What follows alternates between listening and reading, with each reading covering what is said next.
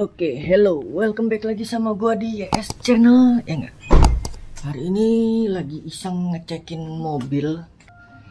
Buat mesinnya sih masih enak, tapi gua kemarin pas dapat ke bandara ya pagi-pagi, gua iseng ngebom nyari duit buat bensin. Gua ngerasa itu ada yang masalah di shock breaker.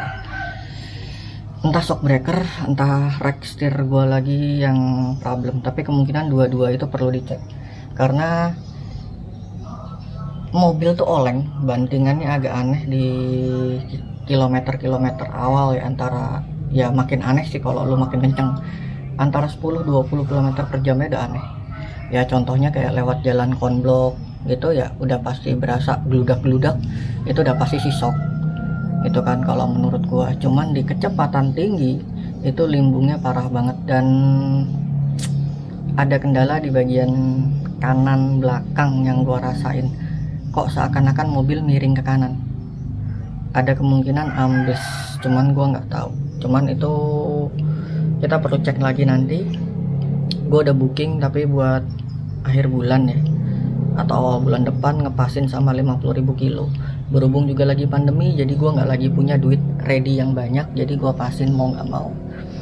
So untuk sekarang mobil nggak bisa jalan kencang dulu untuk safety bersama, karena ya buat apa juga kencang-kencang, orang lo bawa orang gitu kan, lo lagi mobil operasional buat narik gokar, nggak mungkin juga kan lo kebut-kebutan. Balik ke dalam mobil. Nah, yang tadi gua bilang mengenai rack steering itu, gua nggak tahu nih, kalau ngomong spurring itu pastinya buang kiri atau buang kanan. Kalau ngomong balancing biasanya setir itu getar. Tapi kalau misalkan setir itu ada sepeleng atau ada gapnya, maybe yes, maybe no. Cuman gua nggak tahu karena kemarin sempat ganti rack steer. Apakah setirnya dibongkar atau enggak, gua nggak ngelihat kebetulan. Bisa jadi ada baut yang kurang kencang atau kendor. Itu rada horor coy kemarin coy. Di tol dalam kota gue becek sekitar cepek nyampe cepek 20 ya, untungnya tuh ya enggak, suddenly tiba-tiba tuh mobil tuh aneh ngambang ngelayang, terus setir bisa ada gapnya hampir sekitar 1 sentian ke kanan tuh kosong. Jadi kalau mau lempeng gue harus tarik setirnya rada ke kiri sedikit. Itu gue nggak tahu apakah kesalahan dari pengerjaan kemarin atau enggak. We'll see nanti di kilometer 50.000. Kurang sih ya, sekitar 2000 sekian lagi ya, karena sekarang udah 47 ribuan mobil gue jalan. Dan belum ada problem berarti, kecuali ya waktunya ganti spare part yang wajar kayak kampas rem. Tapi ya not too bad, thanks to Waci lagi kemarin gue udah punya bengkel, istilahnya kayak udah bengkel rekanan ya. Ada apa-apa tinggal teriak, ada apa-apa tinggal teriak, om mobil gue kok begini ya. Tapi bukan berarti lo diprioritasin, setidaknya lo tahu siapa yang harus dikontak, dan mereka itu nggak cuma satu orang. Even yang si orang ini nggak bisa ngejawab misalnya nih, masih ada orang lain yang bisa membantu memberikan solusi. Dan dengan segala macam kekurangannya, after salesnya menurut gue masih cukup baik, selagi kita tahu koridornya di mana. Dulu pun sebelum gue join di klub, asal koridornya bener, lu komplainnya nggak mesti teriak-teriak juga dikasih kok. Itu cerita bodoh dari salah satu member ya, dulu sebelum join jadi member. Kena asuransi, katanya stoknya kosong. Ngambil di mana pak? Ditanya. Sekedar itu, ngambil di sini pak, stoknya kosong. Oke, dia telepon, di sono stoknya ada, direkam, kasihin ke orang asuransinya. So sesimpel itu kalau berurusan dengan yang masalah spare part langka. Misalkan emang lo harus beli, lo tinggal kontak, buka websitenya, ada kok nomor telepon dealer satu Indonesia. Oke, nah itu beberapa minggu ya sebenarnya. Akhirnya gue baru tune up itu tanggal belasan, gue lupa sekarang tanggal berapa, antara tanggal 15 atau tanggal 16 gue baru bawa mobil ini sampai di bengkel. Dan harusnya dari beberapa hari sebelum, cuman gue dapet bookingan servis tuh karena memang mau akhir tahun jadi penuh, ya udah mundur. Tapi Odo juga masih kondusif, belum sampai ke tempatnya ya. Masih pas masuk di 49 sekian kayak yang lo lihat sekarang. Dan begitu masuk nggak pakai lama, langsung dieksekusi. Tapi ya PR-nya nambah. Kaki-kakinya divonis itu ya seperti yang gua nebak, agak-agak aneh. Itu kampas rem untuk suara-suara ya memang ada dari situ. Itu kampas rem udah mulai aus dan kotor, jadi udah mulai tipis lebih tepatnya, jadi udah mulai keras ya, mau nggak mau harus diganti. Terus tambahan lagi shock breaker kiri belakang itu ambles atau gejala setengah mati.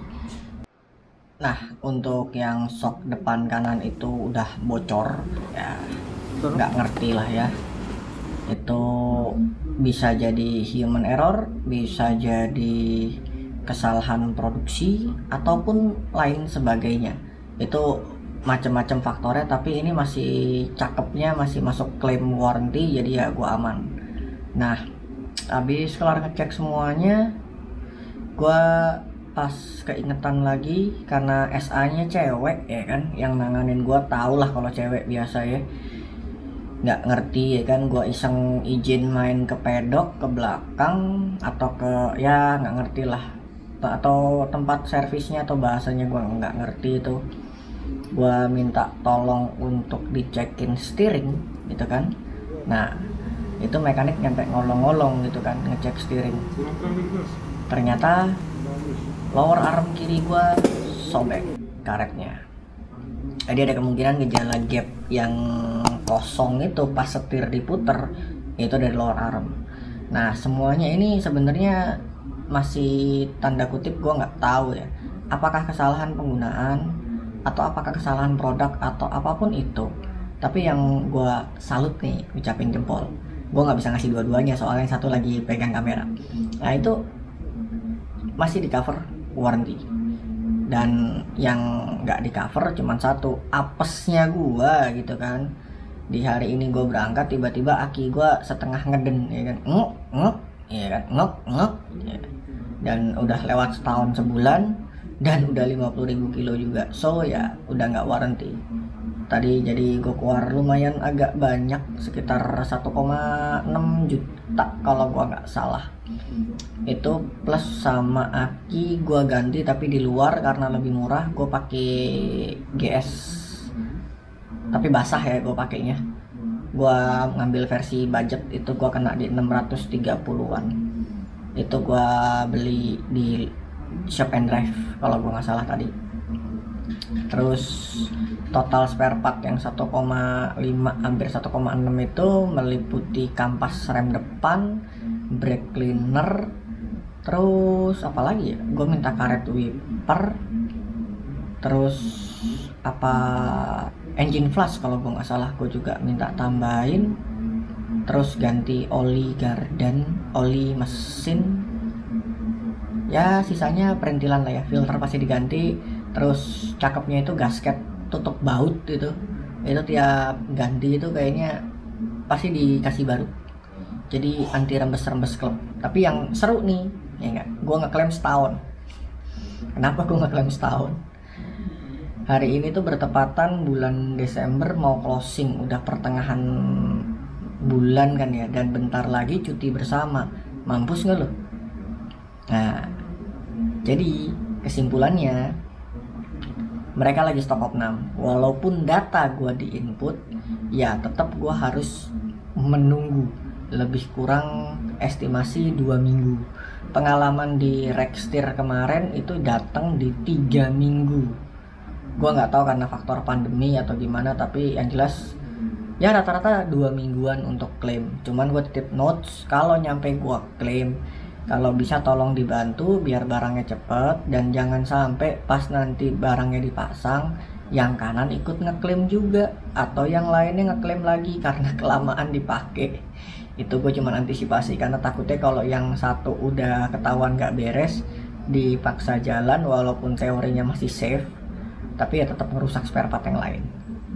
Itu improvement aja ke depannya, dan gue yakin juga SGMW dan yang lain-lain yang di sana yang berpangkat-pangkat itu juga pasti mereka udah mikir, karena beberapa parts itu udah beda buat yang notice ya. Jadi mereka sudah naikin sedikit kualitasnya, atau bahkan sudah beberapa kali ganti kualitas dalam artian improve. Oh dicoba pakai ini nggak bisa, oh dicoba pakai ini nggak bisa. Bukan berarti mereka nggak mau nambahin ya, mereka udah nambahin dan mereka sudah istilahnya mencoba lebih baik untuk konsumen Indonesia dengan umur yang belum lama.